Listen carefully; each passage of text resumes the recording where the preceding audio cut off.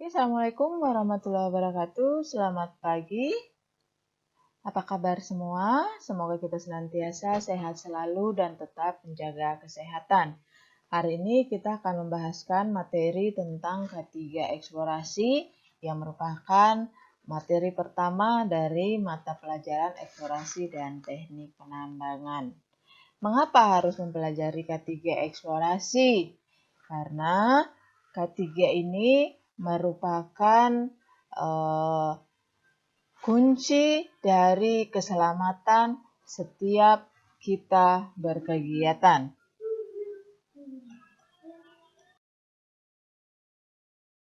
Oke, apa itu filosofi K3? Filosofi itu adalah pengertian yang mendasar. Menurut International Association of Safety Professional, maka filosofi K3 itu dibagi menjadi 8 prinsip. 1. Safety is an ethical responsibility, yang artinya bahwa keselamatan itu adalah tanggung jawab moral. Yang kedua, safety is culture, not a program. Artinya apa? Bahwa tindakan keselamatan itu, tindakan K3 itu adalah bagian dari budaya, bukan program kantor misal. Kemudian, management is responsible, bahwa manajemen wajib bertanggung jawab terhadap keselamatan ini. Kemudian, employee must be trained to work safety. Artinya apa? Bahwa pekerja-pekerja yang ada di perusahaan itu wajib mendapatkan pelatihan tentang bagaimana bekerja dengan safety, dengan aman. Safety is a condition of employment. Artinya apa? Bahwa harusnya aman itu menjadi kondisi, menjadi bagian dari pekerja. All injury are preventable. Bahwa seluruh kecelakaan kerja itu dapat dihindarkan. Safety program must be site specific. Artinya adalah beberapa program keselamatan itu membutuhkan tempat yang khusus. Dan terakhir adalah safety is a good business. Bahwa keselamatan safety ini itu adalah bisnis yang baik. Oke, next. Apa itu konsep K3? Jadi, konsep K3 itu kita bisa bagi menjadi 2 bagian besar, yaitu konsep yang lama yang dipahami, kemudian konsep itu bergeser menjadi konsep yang baru. Nah, konsep yang lama itu apa saja? Yaitu bahwa kecelakaan itu merupakan nasib sial. Jadi ya harus diterima resikonya. Kemudian kecelakaan itu tidak perlu kita mencegah. Masih banyak pekerja yang bisa menggantikan pekerjaan itu, kemudian membutuhkan biaya yang cukup tinggi dan menjadi faktor penghambat produksi. Nah, itu adalah konsep yang lama. Nah, bagaimana dengan konsep yang baru? Konsep yang baru memandang K3 itu bukan kecelakaan nasib. Kemudian dipahami juga bahwa dengan konsep yang baru, kecelakaan itu pasti ada penyebabnya. Karena ada penyebabnya, seharusnya kecelakaan itu dapat dicegah. Nah, penyebab kecelakaan itu secara umum 80-55% itu adalah personal faktor. Jadi faktornya adalah faktor individu, kelalaian main di situ. Dan sisanya adalah faktor lingkungan. Kecelakaan selalu menimbulkan kerugian, itu pasti. Kemudian dibutuhkan peran pimpinan dalam menjalankan konsep K3 ini. Next, tentang tujuan keselamatan kerja. Apa sih sebenarnya tujuan dari keselamatan kerja itu? Ya, pasti bahwa tujuan itu adalah tidak ada cedera dan tidak ada kerusakan atau kerugian yang timbul. Bagaimana kemudian tujuan ini bisa tercapai? dalam kondisi lingkungan kerja yang aman. Bagaimana lingkungan kerja itu aman? Ketika manusia, mesin, material, atau metode yang berada di lingkungan itu, yang dilaksanakan di lingkungan itu selalu dalam pengawasan yang benar.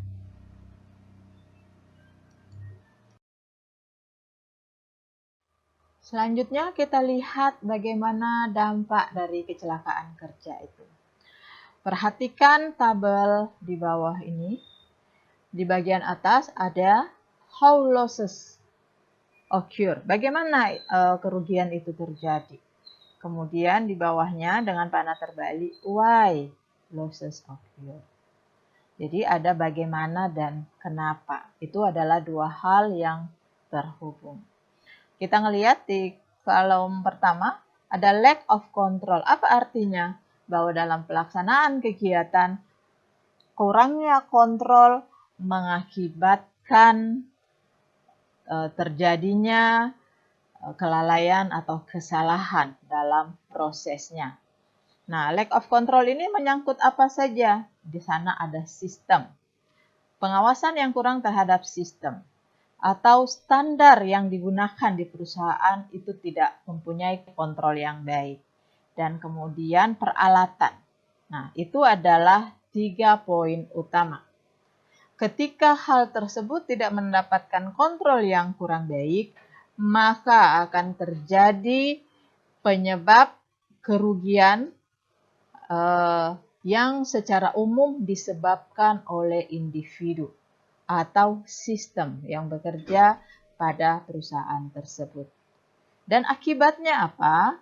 Akan terjadi penyebab langsung dari kecelakaan itu. Nah, kecelakaan itu yang seperti apa? Akan terjadi berbagai macam jenis kecelakaan yang pada akhirnya adalah menimbulkan kerugian. Kerugian-kerugian yang sangat tidak diinginkan oleh perusahaan. Bagaimana kemudian kita menghindari dampak kecelakaan kerja yang tidak diinginkan ini?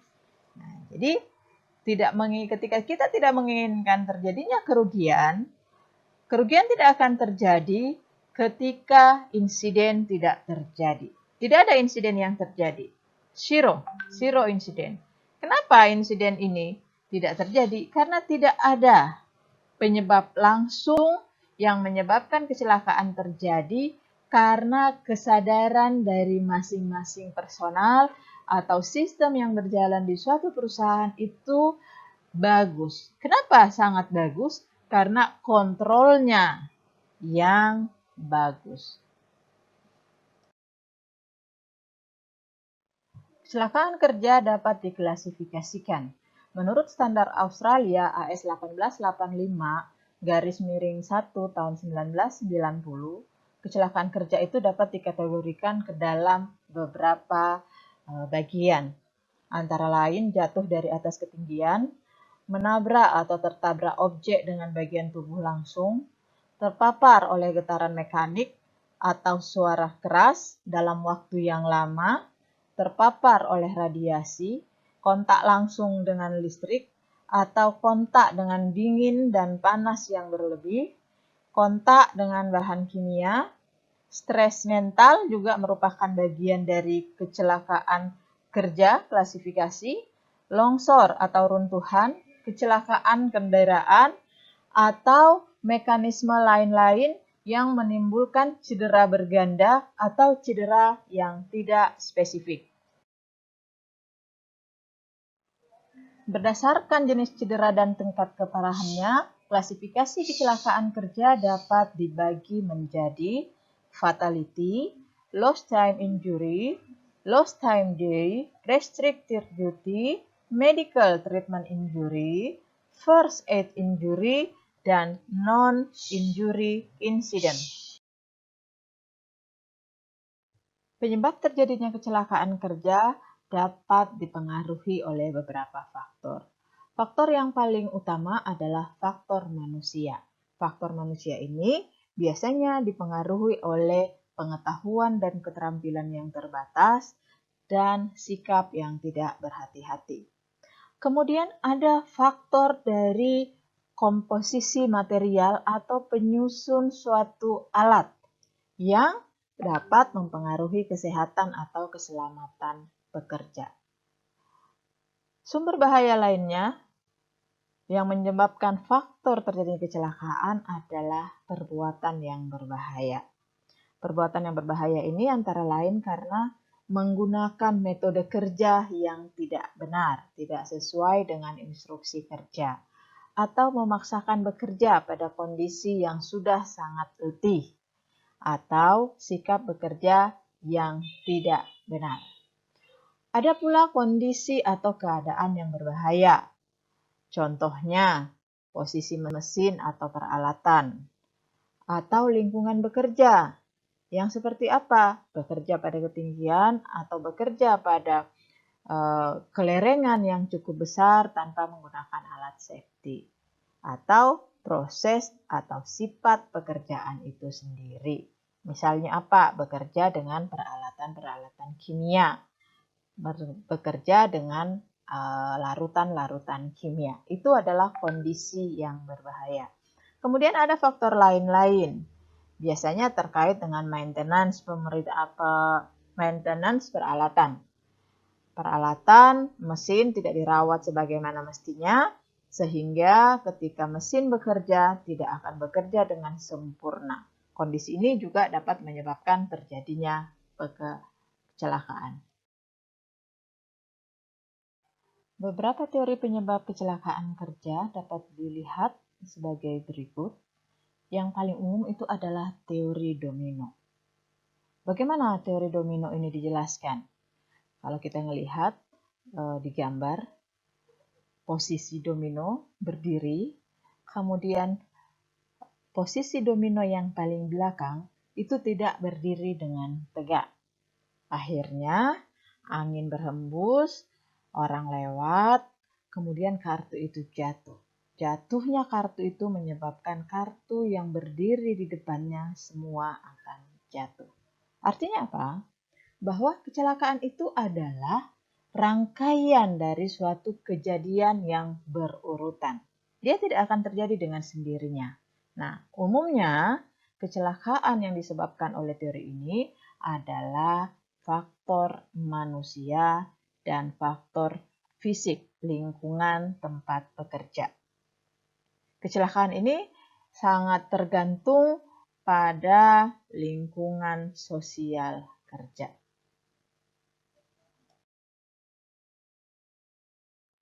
Teori lainnya yang menjelaskan tentang penyebab kecelakaan kerja adalah teori yang diajukan, yang diklasifikasikan oleh Bird and Loftus. Yang seperti apa? Seperti yang kita sudah bahaskan di awal tadi, bahwa karena kurangnya pengawasan dari pihak manajemen atau pihak yang bertanggung jawab di suatu perusahaan akan menjadi penyebab terjadinya kasus kecelakaan itu.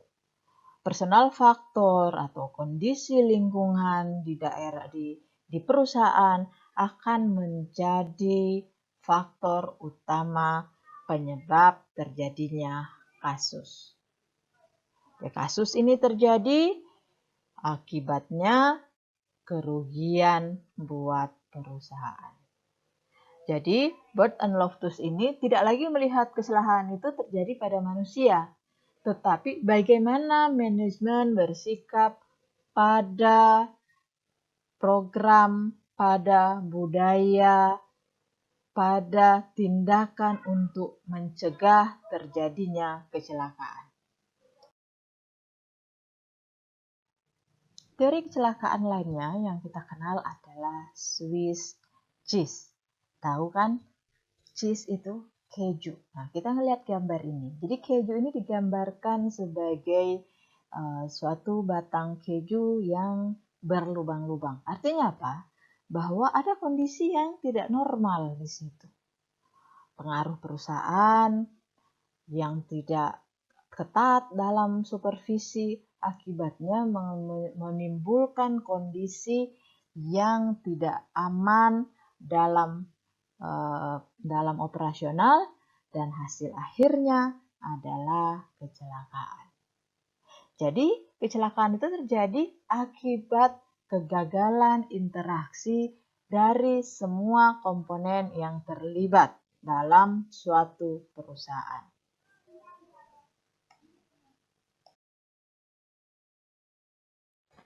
Selanjutnya kita membahas tentang kecelakaan tambang. Bagaimana sih sebenarnya yang dimaksud dengan kecelakaan tambang itu?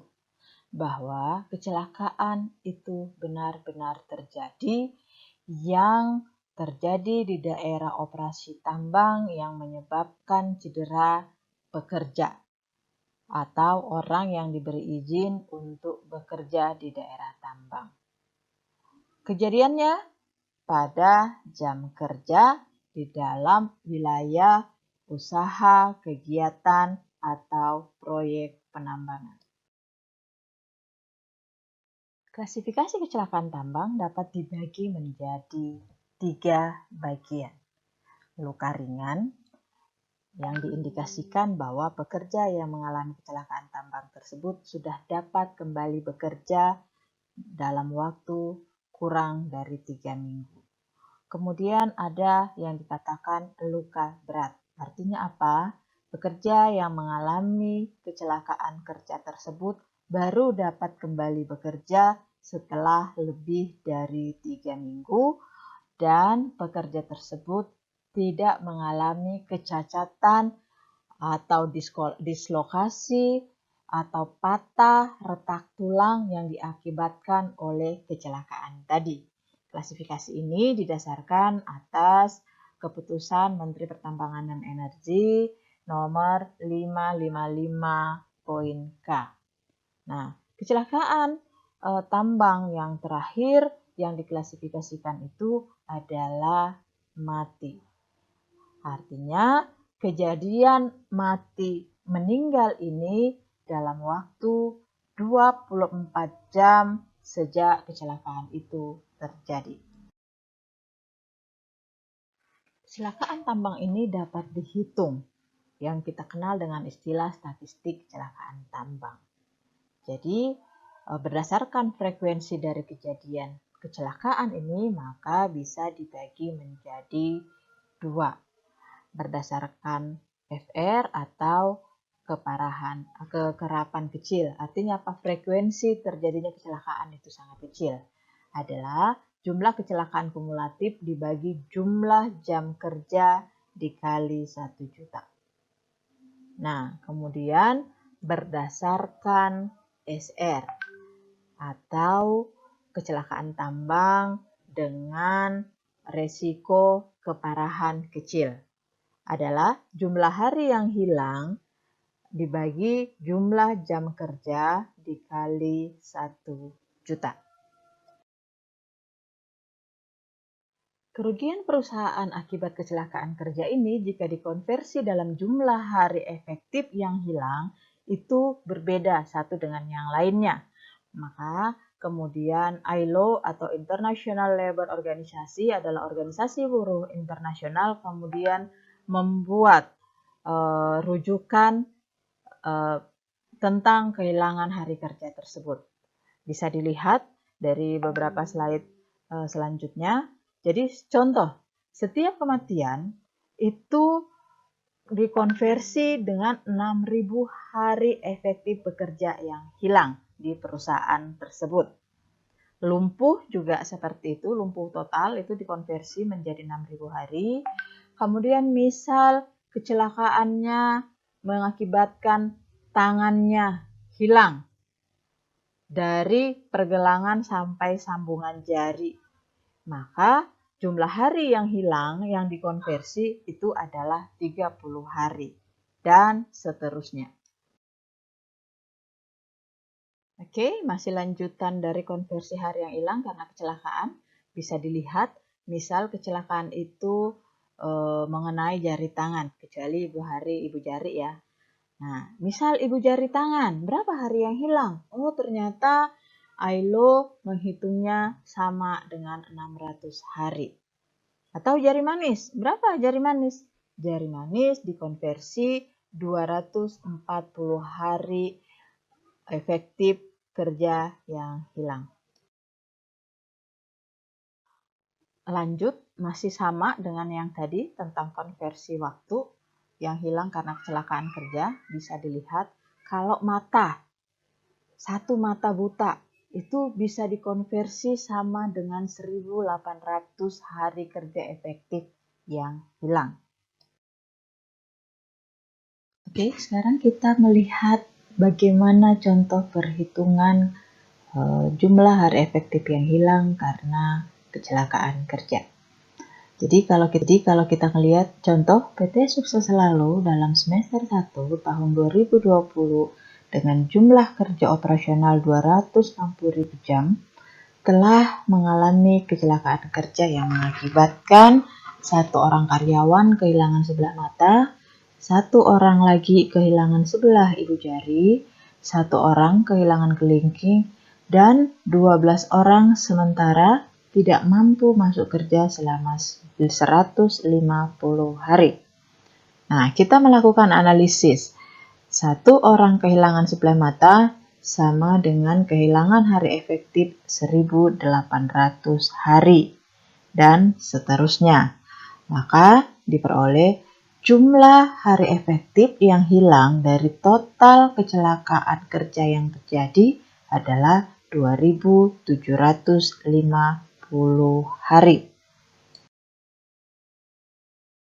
Nah, selanjutnya kita melakukan perhitungan dengan menggunakan rumus yang sudah dibahaskan di atas tadi. Nah, kita tadi mendapatkan jumlah hari hilang adalah 2.750 hari. Nah, angka ini kita substitusi masuk ke dalam rumus. SR sama dengan 2.750 dikali 1 juta dibagi 260.000 jam kerja sama dengan 10.576 hari. Nah, artinya apa? Diperoleh angka SR 10.576 hari, yang artinya dalam waktu 1 juta jam waktu produktif ada 10.576 hari yang hilang. Jadi bisa dibayangkan berapa besar kerugian perusahaan tersebut jika dikonversi dengan uang. Sekarang kita mencoba melihat apa sih yang dimaksud dengan biaya kecelakaan. Nah, biaya kecelakaan itu adalah biaya yang akan timbul pada saat kecelakaan terjadi.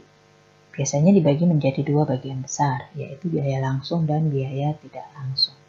Apa aja yang masuk dalam biaya langsung? Nah, biaya langsung itu antara lain biaya kompensasi yang biasanya diberikan kepada korban yang ditabrak. Nah, kemudian biaya perawatan atau biaya pengobatan. Pasti yang mengalami kecelakaan akan dilakukan perawatan di rumah sakit dan itu pasti membutuhkan biaya. Kemudian biaya reparasi peralatan atau kendaraan yang rusak akibat kecelakaan dan biaya penyelidikan. Ketika kecelakaan berlangsung, pasti akan ada penyelidikan tentang kenapa kecelakaan itu terjadi. Nah, penyelidikan itu pasti membutuhkan biaya. Itulah yang masuk ke dalam komponen biaya langsung. Nah, apa itu biaya tidak langsung? Biaya tidak langsung ini biasanya berorientasi langsung kepada waktu yang hilang, waktu efektif yang hilang, yang nanti akan dikonversi ke biaya. Apa contohnya? Kehilangan waktu karena membantu teman yang mengalami kecelakaan tadi. Jadi saat kecelakaan terjadi, pasti karyawan yang melihat kejadian itu akan berhenti bekerja untuk membantu temannya yang mengalami kecelakaan. Kemudian karena kecelakaan tadi, si karyawan tidak dapat bekerja di dalam tim. Akhirnya tim ini akan terganggu proses bekerjanya. Dan waktu yang dibutuhkan untuk menyelesaikan satu pekerjaan akan menjadi lebih lama. Kemudian kehilangan waktu untuk persoalkan apa yang baru terjadi. Seperti biasa, kita pasti ngerumpi. Kenapa sih itu? Kayak apa sih kejadiannya? Nah, waktu ngerumpi ini akan mengakibatkan efektif waktu kerja itu hilang.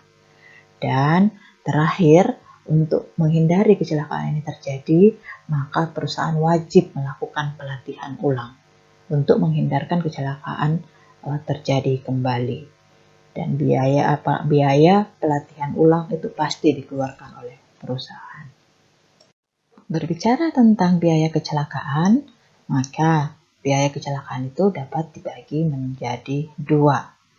Yang pertama adalah biaya langsung. Apa aja yang termasuk dalam biaya langsung? Antara lain, biaya kompensasi akibat terjadinya kecelakaan.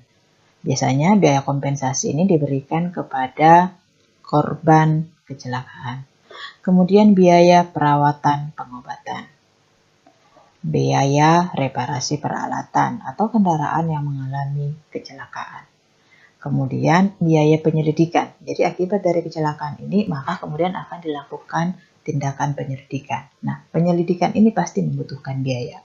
Nah, komponen-komponen inilah yang masuk ke dalam yang namanya biaya langsung. Nah, kemudian kalau ada biaya langsung, maka ada yang namanya biaya tidak langsung. Apa aja sih biaya tidak langsung itu? Antara lain, kehilangan waktu dari teman sekerja karena pekerjaan terhenti. Karena kecelakaan tadi, si karyawan tidak dapat bekerja. Kemudian kehilangan waktu karena karyawan lain menolong korban. Jadi saat terjadi kecelakaan, maka karyawan yang ada di situ pasti akan menolong temannya yang mengalami kecelakaan. Kemudian kehilangan waktu untuk persoalkan apa yang baru terjadi. Jadi akan ada banyak waktu yang hilang hanya untuk berdiskusi atau hanya untuk mencari tahu kenapa sih itu terjadi. Dan kemudian yang terakhir adalah biaya pelatihan ulang dan hilangnya waktu kerja. Nah, karena kecelakaan tersebut, maka perusahaan wajib melakukan evaluasi kembali dan kemudian melakukan pelatihan-pelatihan untuk menghindarkan hal tersebut terjadi. Nah, akibatnya apa? Akan keluar biaya-biaya di sana. Oke, terakhir, remember, safety first, keep mind. Jadi selalu mengingat untuk menjaga kesehatan dan keselamatan dimanapun kita berada. Oke, terima kasih untuk kelasnya hari ini. Jika ada yang ingin didiskusikan, nanti boleh pertanyaannya di list dulu, kemudian saat tatap muka secara daring, kita akan mendiskusikannya lebih lanjut. Terima kasih untuk kelasnya. Assalamualaikum warahmatullahi wabarakatuh.